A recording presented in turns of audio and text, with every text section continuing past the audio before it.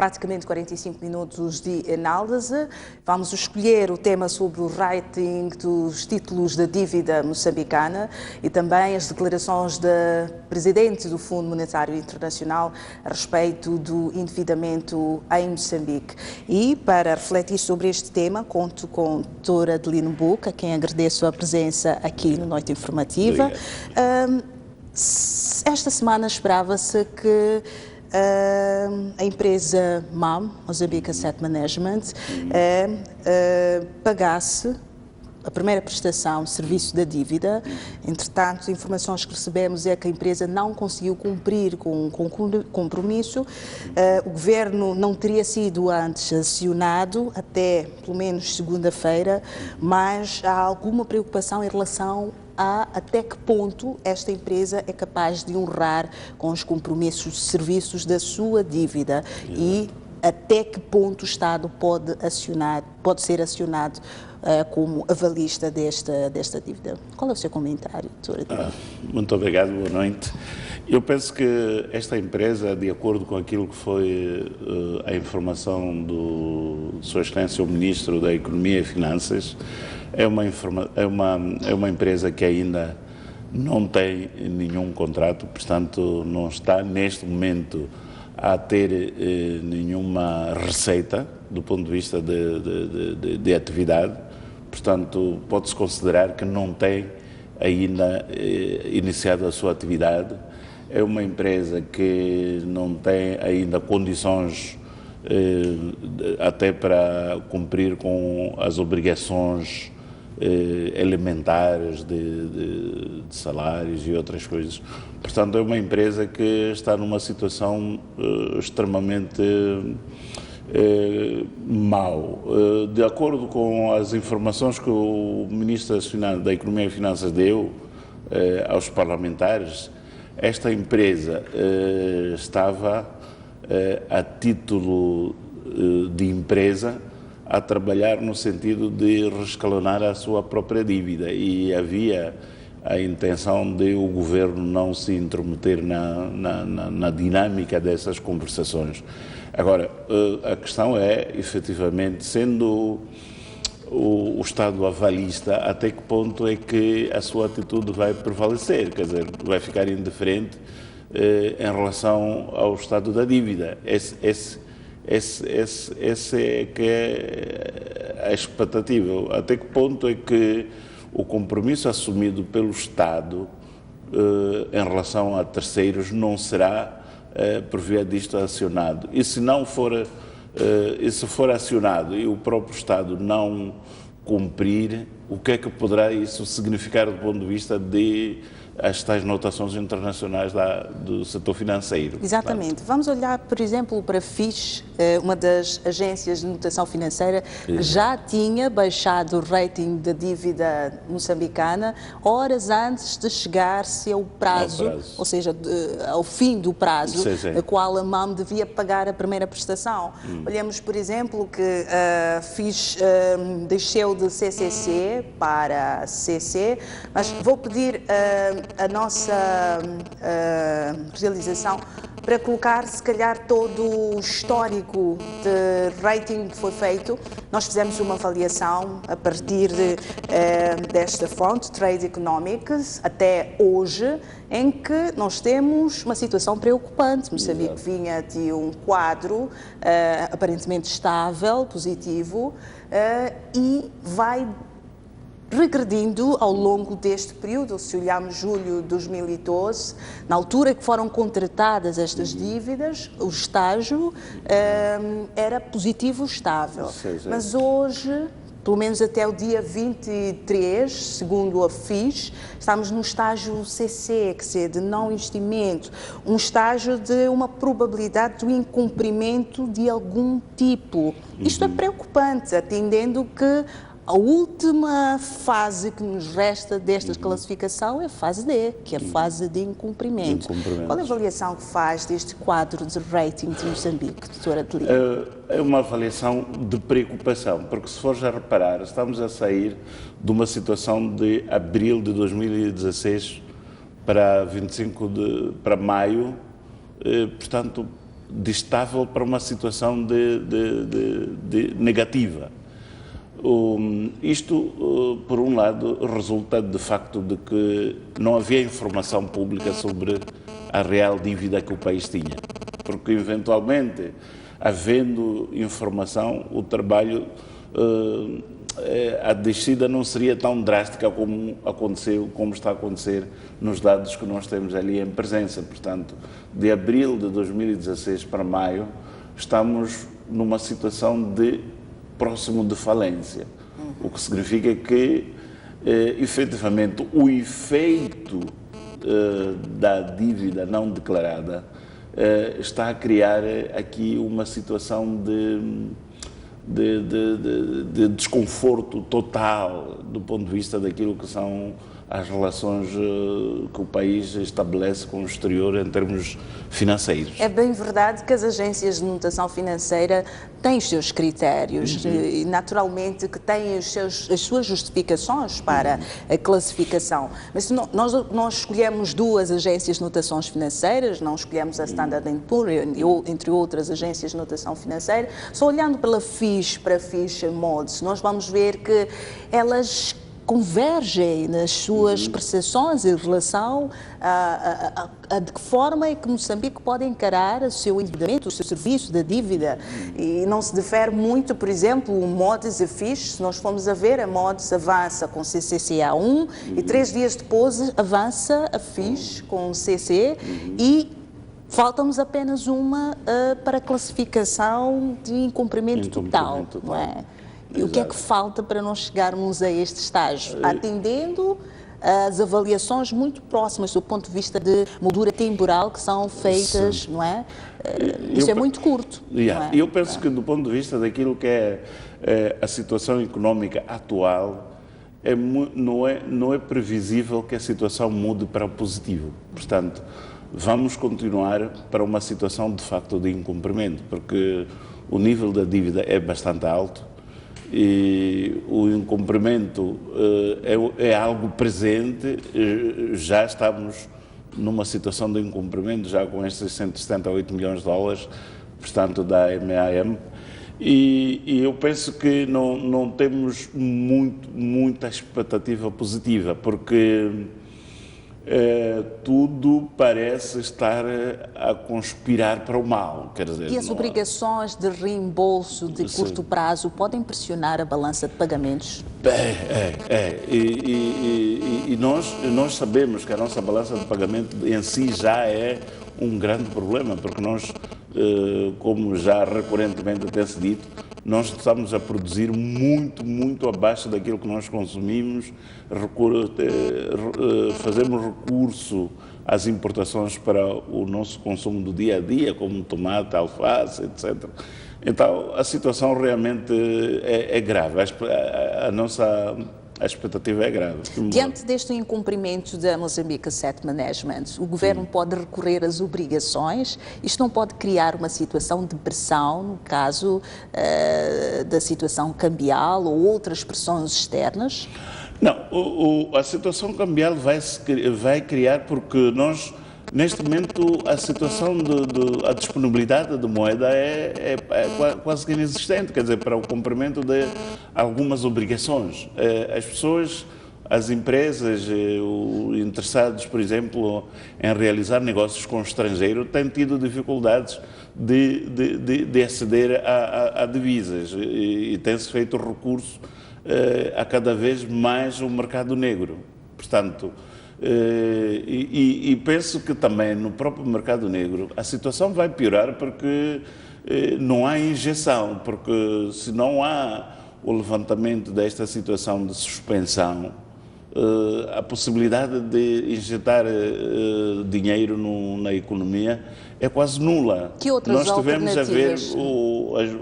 os noticiários de hoje, por exemplo, o fecho da Jindal, no carvão, quer dizer, é um exemplo de que a nossa economia não está bem. Portanto, aquilo que poderiam ser as fontes de receita para o país estão numa situação de falência também.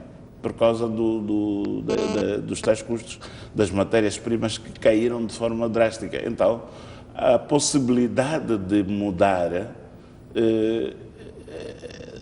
temos que esperar por um milagre que normalmente não tem acontecido nestes casos. Enquanto milagre não acontece, acha que as possibilidades, se calhar, de empréstimos bilaterais podem ajudar a evitar uma situação de crise macroeconómica de curto prazo? A questão que se pode colocar a esse nível é qual pode ser a reação dessas instituições, porque aqui está em causa, quer dizer, bilateral ou não bilateral são dívidas, não é? E eles vão obedecer certamente a este rating que está a ser avançado pelas agências de notação financeira. Exatamente. Então, não vejo a curto prazo a forma de como contornar isto. Agora, pode acontecer que alguns países oferecerem donativos não em géneros alimentares, outras coisas, isso também pode, se calhar, minorar. Nós ouvimos agora, por exemplo, com a deslocação do Presidente da República à China, um donativo de cereais, por exemplo, pode ser que venha minimizar aquilo que pode ser o impacto de custo de vida em Moçambique. Mas, por outro lado, não vai pagar o serviço da dívida. Não. Digo mais para... minimizar o custo das importações. Exatamente. O serviço da dívida está lá. Esse é o grande desafio. E se calhar, como já está agendada a ida do Governo à Assembleia da República, talvez a partir daí teremos mais ou menos, porque acredito que os deputados vão querer saber quais são os passos seguintes para que esta situação fique resolvida. Exatamente. Porque neste momento ainda é difícil prever, não sabemos quais são as ideias que o Governo tem para contrapor esta situação. Tudo o que podemos dizer, efetivamente, é especulação em face daquilo que é a realidade atual, porque nós não há mais informação. Pois, caso o Estado queira optar por essa via de empréstimos, não sei a que tipo de título, a sua posição negocial não vai estar fragilizada diante de todas estas questões e até que ponto pode conseguir créditos a seu favor? Eu penso que se enverdar por esta via, teria que ser num contexto de relações de amizade muito fortes, não é? Não pode ser num contexto de relações comerciais puramente, porque essas estão comprometidas. Então, a ter que avançar para essa perspectiva, teriam que ser relações de amizades com os chamados amigos tradicionais, etc. Esses talvez podem, de alguma forma, encontrar uma forma de ajudar o país a não afundar-se mais. Mas, o que é que faria um parceiro estratégico comprar a dívida de Moçambique? A expectativa, repare, Selma, que Moçambique está numa situação de crise, mas não é um país falido. Nós temos a expectativa de que os recursos que existem neste país, que não estão sendo explorados por razões da conjuntura internacional, mas dia menos dias vão ser explorados. E esses recursos são de longe capazes de cobrir aquilo que é a situação atual da dívida. Mas, doutora de Lindeburg, não estaríamos numa situação de hipotecar os nossos recursos por causa destas dívidas? Sim, já estão a ficar hipotecados, não é? Agora é uma questão de sobrevivência. É importante que os moçambicanos têm que viver até lá. Temos que ter esperança de que até a solução da dívida há gente em Moçambique para poder se resolver os problemas, porque não há outra saída. Neste momento estamos numa situação de estarmos encurralados. Olhando para as questões mais subjetivas possíveis de reflexão deste tipo de assuntos, alguns analistas defendem a teoria da conspiração. Atendemos, por exemplo, peço a nossa realização para colocar o quadro de endividamento e o quadro crítico começa a surgir a partir de 2012 até 2016. Temos em mais ou menos 3 a 4 anos uma situação em que Moçambique vira praticamente de cabeças para o ar em relação às suas finanças públicas, da forma como se posiciona no mercado financeiro. Não seria em este estágio que se queria chegar ao ponto de Moçambique estar numa situação de fragilidade e não poder controlar os seus recursos? Bom, digo isso do ponto de vista mais subjetivo possível. Sim. Bom, esse é um ponto de vista para não assumirmos as nossas responsabilidades. Eu penso que esta situação começa no momento em que nós não fomos capazes de gerir as expectativas dos recursos naturais. Aquilo que estas expectativas não foram injetadas, no caso, para Moçambique, porque Moçambique já tinha recursos naturais. Em algum momento não os explorava porque, alegadamente, teria noção do custo ou, se calhar, da situação não favorável para si para explorar os mesmos recursos. Não, repara que nós, eu digo, não se pode pôr de lado a hipótese de que, bom, alguns interesses externos possam ter pressionado o país para o sentido do alto consumo. Mas o que eu estou a dizer é que nós não fomos capazes de gerir as expectativas dos recursos naturais. E a partir... Porque uma coisa é o interesse dos outros, outra coisa é nós olharmos a nós próprios e ver o que é que nos interessa neste momento. Se fores a reparar, a expectativa que existia de 2018, começarmos a ter receitas dos recursos dos hidrocarbonetos, já não existe.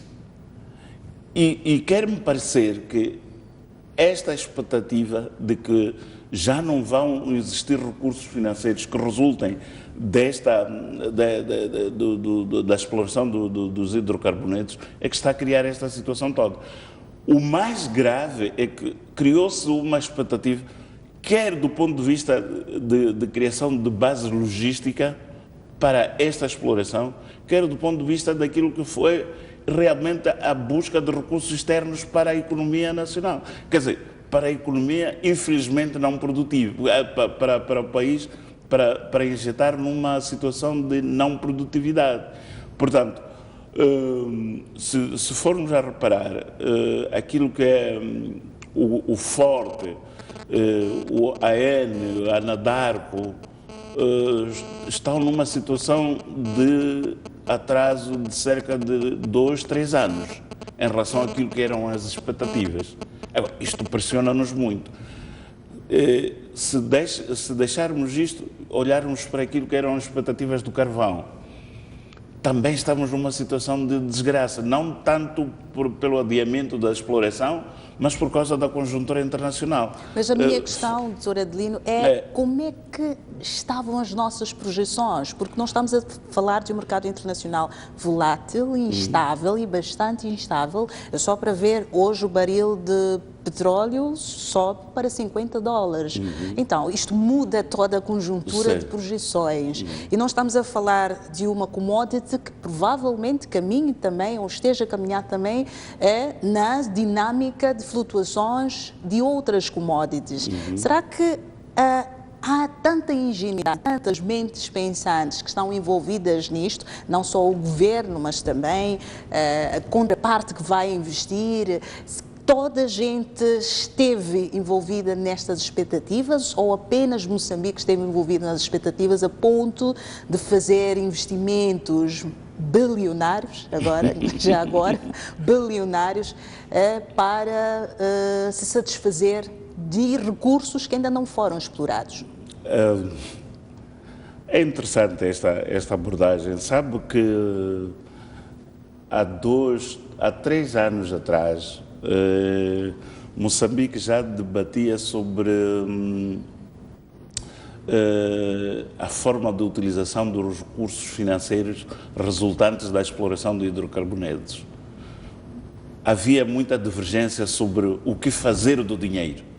Então, a expectativa era que o dinheiro está tão próximo de nós que é uma questão de tempo.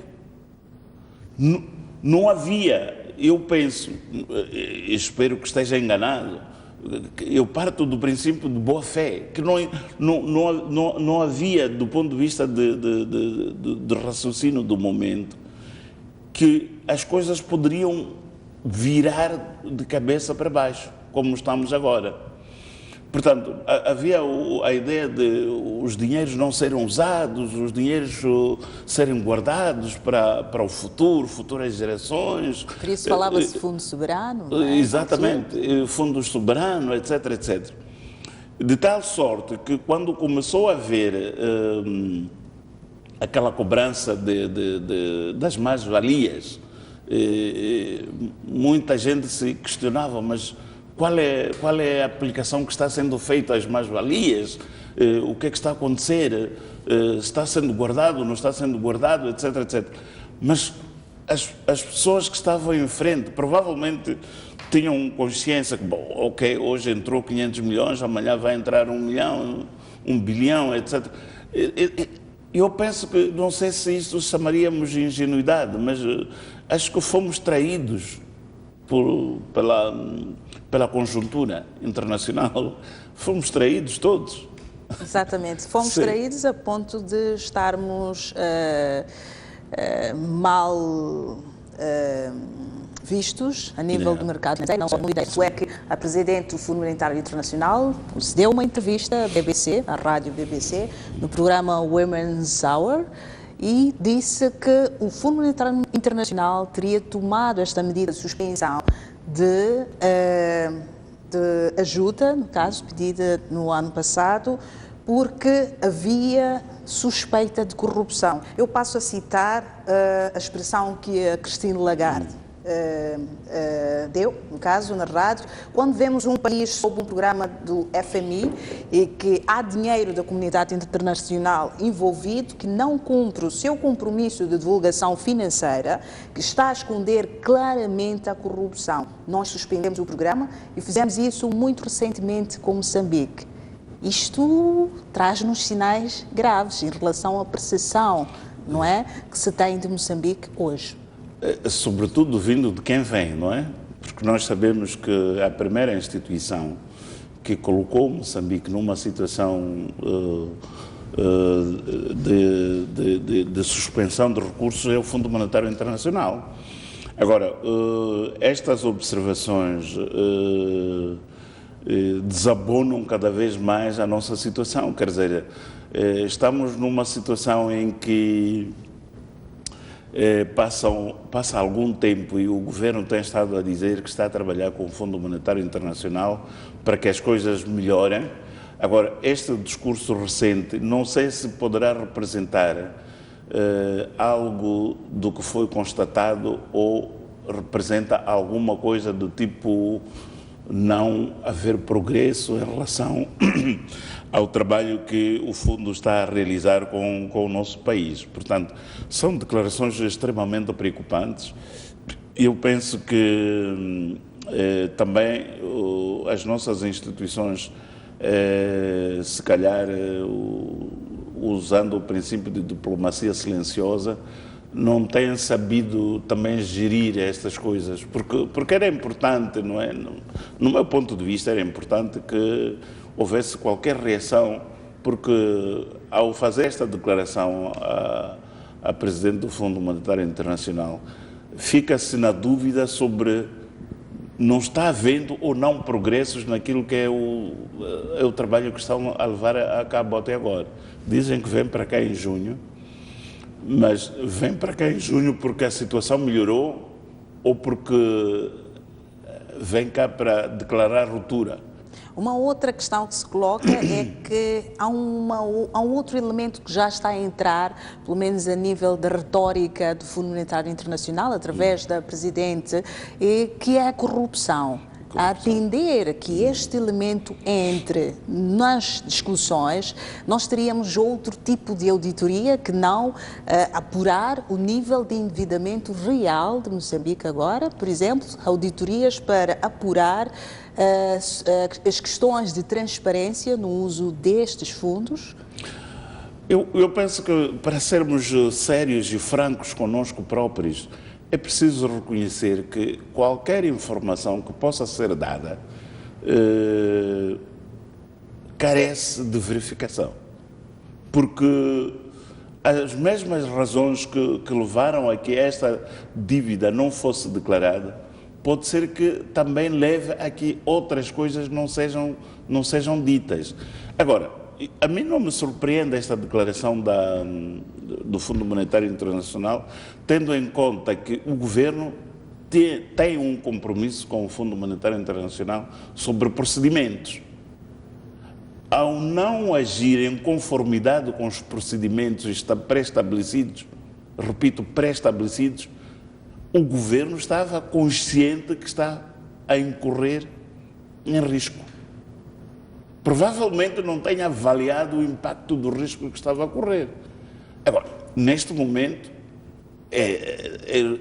o governo tem que engolir estes sapos. Até as últimas semanas, a argumentação do governo é que não pode haver muita abertura em relação a como foi encaminhado este financiamento, mas por questões de soberania. Atender que o FMI queira fazer uma auditoria para apurar nível de transparência, isto seria quebrar alegadamente a soberania que o Estado moçambicano está a justificar, verdade? Sim. Bom, aí já tenho muito poucos argumentos, porque não sei até que ponto é que esta relação com o Fundo Monetário Internacional até onde obriga a transparência do ponto de vista de utilização dos recursos e onde é que não obriga. Portanto, se para assuntos de natureza de segurança podem se contratar recursos sem o seu conhecimento ou não, é preciso ter o domínio do dossiê do relacionamento entre o Estado e o Fundo Monetário Internacional. O que se sabe é que o Fundo Monetário Internacional age como conselheiro do Estado, não é? Do Estado moçambicano. Agora, quando um conselheiro não é levado em consideração para um determinado ato de utilização de recursos ao nível que foram utilizados, eu penso que se calhar aí também pode existir uma situação de zanga, não é? Porque o Fundo Monetário Internacional, até certo ponto, pode ser questionado sobre como é que tu deixaste o país ir até este ponto. Então, eles têm o direito de se verem numa situação de aflição. Então, eu penso que esta é que é a grande questão, mas confesso que é muito difícil, porque o próprio Ministro da Economia e Finanças, ele disse, foi-nos dito que por razões de segurança, e não desenvolveu. Agora, todos nós estamos a saber que é por razões de segurança que as coisas não foram ditas. Essas razões, ao nível da Assembleia da República, podem ser expostas. Ao nível, se não foi desenvolvido este tema de razões de segurança ao nível da Assembleia da República, estaria o Fundo Monetário Internacional em condições de obrigar e o país estaria em condições... Quer dizer, são perguntas que não podemos ter respostas agora. Exatamente, isto seria como questionarmos quem teria legitimidade, um Parlamento, ou o Fundo Monetário Internacional. Exatamente. Porque, isto seria também um jogo de pesos em relação à importância que se dá na prestação de contas. Quando nós... Esta ideia de peso de contas, etc., lembra-me num dos debates que nós tivemos, que enquanto nós não formos capazes de ter um peso significativo do ponto de vista dos nossos impostos a pagar o orçamento do Estado, sempre não seremos relevantes. E aí, se calhar, o Fundo Monetário Internacional, tendo em conta o nível de injeção financeira que faz, pode ser que tenha força para obrigar a abrir o jogo. Não se abre aqui questões de relação à soberania do país? Abre-se, estão em jogo as questões de soberania, mas quando se está numa situação de dívida, quando se está numa situação de incumprimento, há coisas que tens que abdicar. E não sei até que ponto é que o Moçambique vai abdicar dessa tal soberania para se expor ao mundo sobre a dívida. Muito obrigada, Dr. Adelino Buque, pelas suas contribuições. O Noite Informativa fica por aqui, com promessas de voltar amanhã às 21 horas com mais análise e informação. Boa noite e até amanhã.